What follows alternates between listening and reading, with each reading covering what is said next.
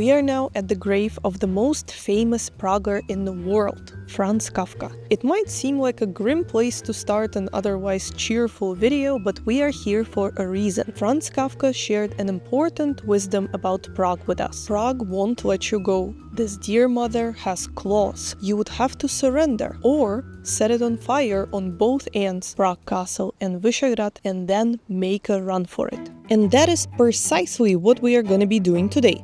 That came out wrong. Not committing arson, but escaping the historical center of the Czech capital and focusing on something a little more unconventional. Our first day is going to cover the areas of Žižkov and Karlín. We have a lot to see. If you would like to visit the grave of Franz Kafka, take Metro Green Line to Želivského and go to the right part of Olszany Cemetery. Franz Kafka's grave is located just alongside the south wall of Olszany Cemetery.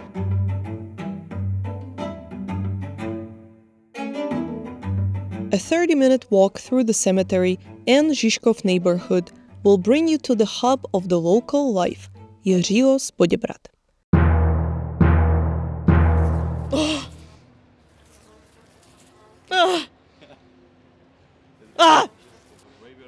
No, I can't.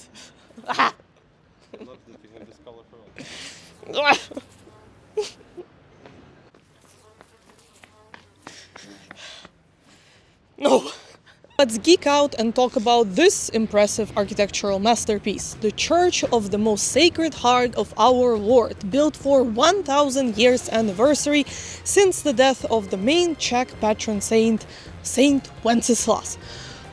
I'm out of breath. This church was designed by Slovenian architect Jože Plečnik, and it was inspired by Noah's Ark. This explains a unique shape of this building. For the main activity of today, I have two options for you. Option number one, climbing Žižkov TV tower. Well, climbing. Nobody would be able to go upstairs 216 meters and still like their day and what they're doing. So luckily there's an elevator. It is a somewhat controversial building in Prague. It was once upon a time named second most ugliest building in the world, but it is an iconic one. Although, not gonna lie, I think 300 crowns per ticket is a bit too much for the view of just the Žižkov area that you are getting. If you have spare 300 crowns, go ahead and climb the tower.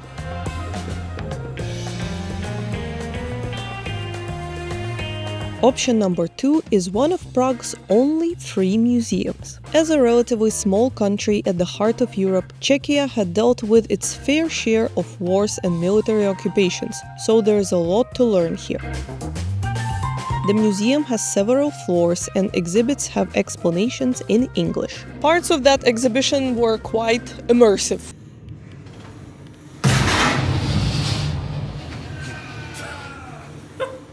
There's also a cafe with a terrace on the top floor, and you can enjoy quite an unusual view of Prague from there.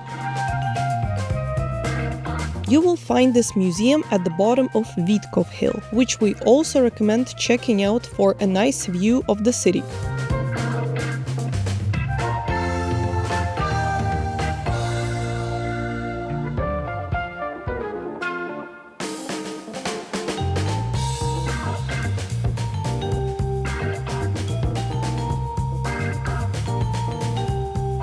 So, we are done with Žižkov. It's time to go to another area, and for that we need to take that scary dark tunnel over there. Wish me luck. I'm gonna be dodging monsters and scooters. Let's go.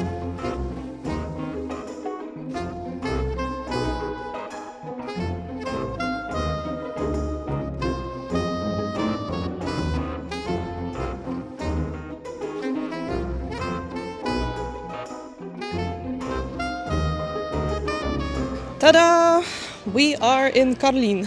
What's funny is that it only says don't be scared on this side, so only when you're coming to Žižkov from Karlín. Apparently Karlín is just fine. Well, let's go explore. Out of all the historical neighborhoods in Prague, Karlín is probably the one which was rebuilt the most, at least in the recent decades, because of the flood of 2002. So you will find a lot more modern structures here, such as the Nile House, the Danube House, or the Main Point Karlín, which won the title of the best office building in 2012. Thrilling, I know. if you are not into concrete and iron, make sure to check out a neo-Romanesque church of Saint Cyril and Methodius and its stunning interior.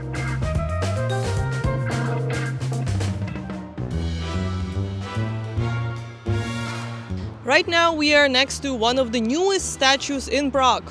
Guess who made it? David Cherny, of course. Who else would make a statue of a naked woman or female body parts? Only him. The statue is called Lilith. He was inspired by the mythical first wife of Adam. The statue is 24 meters tall and 35 tons heavy. I wonder if there were any creeps who asked for an apartment right where Lilith is touching the building with her boobies.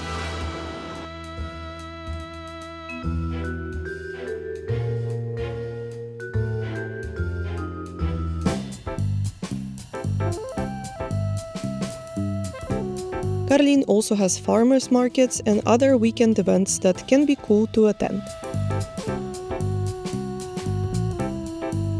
There are plenty of nice restaurants in this area. For our today's video, we decided to go to Two Roosters. It is a self-service hipster place with a wide selection of beers and buffet-style dishes, which were a bit more expensive than we are used to, but tasty. But the beers were great. Definitely check it out if you're a beer drinker. And let's cross the new pedestrian bridge called Holka into our second day. Holka means a girl or a gal. KA stands for Karlin and HOL stands for Holešovice, the next area we are exploring. Good morning, everyone. Welcome to the second day of our video. Right now we are at Expo 58 for some drinks and nice view of the city.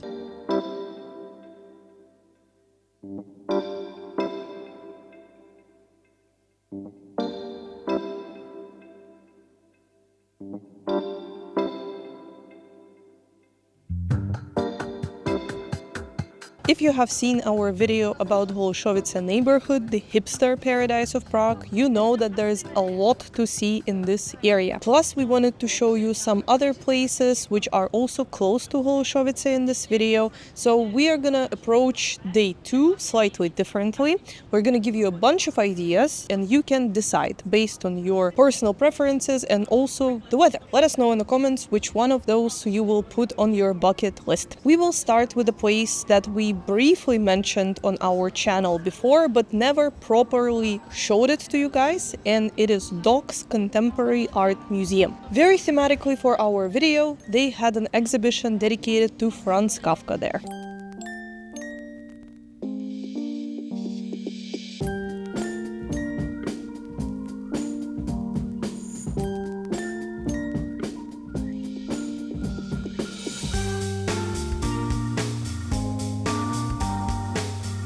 It is a pretty authentic Czech art gallery experience. You have the ineligible whisper in the background, dark photos and artworks. Definitely check it out. It's one of the cheaper art galleries in Prague and I think it includes quite a lot of things. It's a couple of floors. They also have a cafe and even a cinema in summer. If the weather is nice, you can always go to Stromovka, aka Prague's Central Park. But we would like to open a new location on our channel. That is why we came to Troja Botanical Garden. I hope you like butterflies.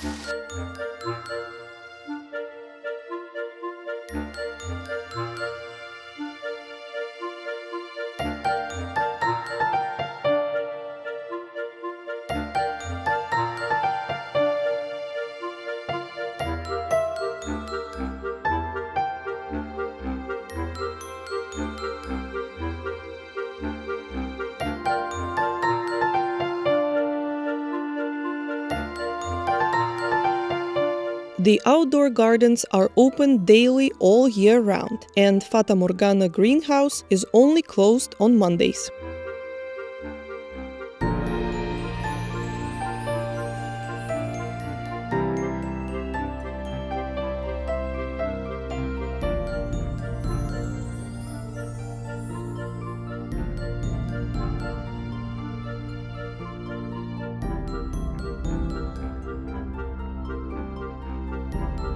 You are not allowed to touch the butterflies, of course, but you can look at them and wait forever and ever until they open their beautiful wings.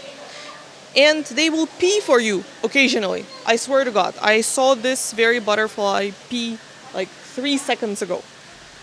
It was quite a lot. More than I expected.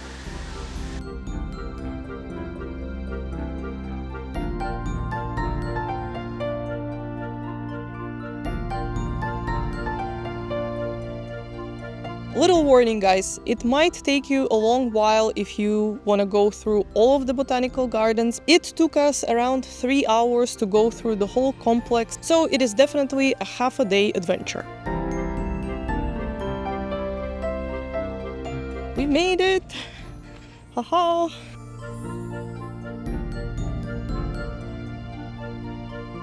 And from here, guys, we can see our next stop.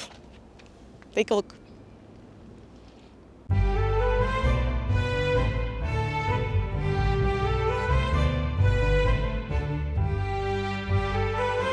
If you are visiting Prague between March and October, you can check out Troje Chateau, a stunning Baroque complex which was constructed for Sternberg family in 17th century. The chateau itself was designed by French architect Jean-Baptiste Mattei, who drew his inspiration from palaces of Italian nobility. The impressive frescoes of the main hall were created by Flemish painters.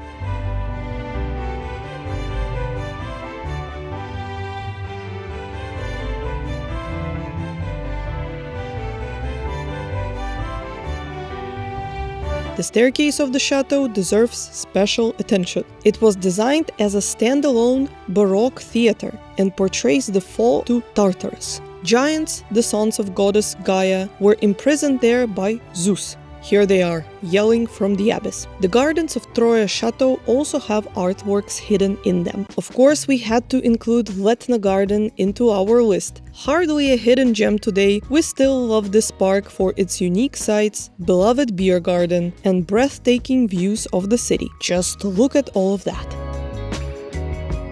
We have spent the past 2 days exploring Prague's unique neighborhoods, but perhaps there is still time to revisit some of the iconic sites of the Czech capital. Thank you guys so much for watching. Let us know in the comments below which unconventional site would you like to visit, and we will see you in our next video.